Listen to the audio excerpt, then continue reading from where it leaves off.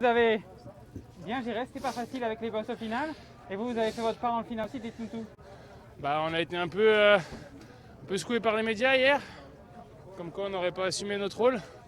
Voilà, aujourd'hui, tout comme à Bessèges, on a répondu sur le terrain. Brian était vraiment fort. Victor a fait un super boulot dans le dernier grimpeur, on a essayé de conclure. Moi, j'étais à la limite de la crampe, du coup, au kilomètre, plutôt que de gêner Brian dans son sprint, j'ai préféré relancer la course pour obliger les autres équipes à rouler et pour lancer le sprint à notre place.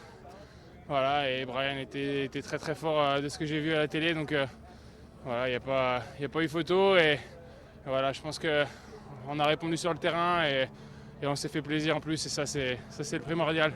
Aujourd'hui on voulait s'amuser, Brian avait coché et voilà, ça a matché, donc tant mieux pour l'équipe et ça prouve qu'on est dans une bonne dynamique depuis Bessèges et que voilà, hier on a joué de notre chance mais qu'on peut compter sur nous sur les arrivées un peu dures et qu'on a bien lancé 2022. Ça semble presque revivre Brian Cocard depuis qu'il est dans votre équipe. Ça, il faut lui poser la question à lui. Hein, moi. Comment il est Non, il est très bien. Mentalement, il est content, il est heureux d'être avec nous. Il nous a encore dit hier que vraiment il avait été bien intégré dans l'équipe. Et voilà, il a tout de suite un statut. Je pense qu'il s'est mis en confiance tout de suite à Bessèges. Voilà, 550 jours sans gagner, quand on lève les bras, je pense que ça met dans une bonne dynamique. Et il a vu de quoi il était capable à Bessèges, qu'il était capable de régler un sprint de niveau mondial. Et aujourd'hui, il le prouve encore en s'imposant devant les meilleurs du monde, hein, en l'occurrence Julien, champion du monde en titre. Donc voilà, je pense qu'il est bien et ça va aller de mieux en mieux. Il va prendre la confiance tous les jours et il n'y a pas de raison. Ça va encore faire fort la semaine prochaine en Algarve. Vous avez évoqué hier, qu'est-ce qui n'a pas marché hier?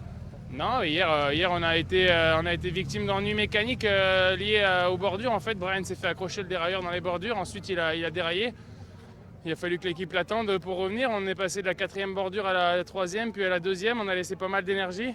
On a essayé de rouler tout de suite dans la 2e bordure, mais ces problèmes étaient récurrents. Et il a encore eu un saut de chaîne au passage à Sainte-Marie-de-la-Mer, à l'endroit où il aurait fallu mettre un gros coup de vis, là où on a vu la Française des Jeux rouler. Je pense que c'était le meilleur moment pour accélérer, puis boucher une partie de l'écart. Si on avait réussi à ramener à 30-40 secondes sur le groupe de tête, tout le monde serait venu rouler et on aurait pu rentrer devant. Voilà, on a joué de malchance hier. Les gens regardent que la télévision et ils savent pas trop ce qui se passe sur le vélo. Et voilà, on nous a dit qu'on n'avait pas roulé avec la Française, qu'on n'avait pas assumé notre statut de favori au sprint. Et voilà, enfin, je pense qu'il faut expliquer les choses et que les gens sachent ce qui s'est réellement passé hier.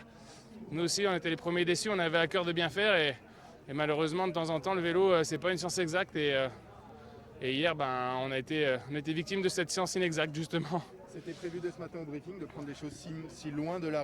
Brian, félicitations.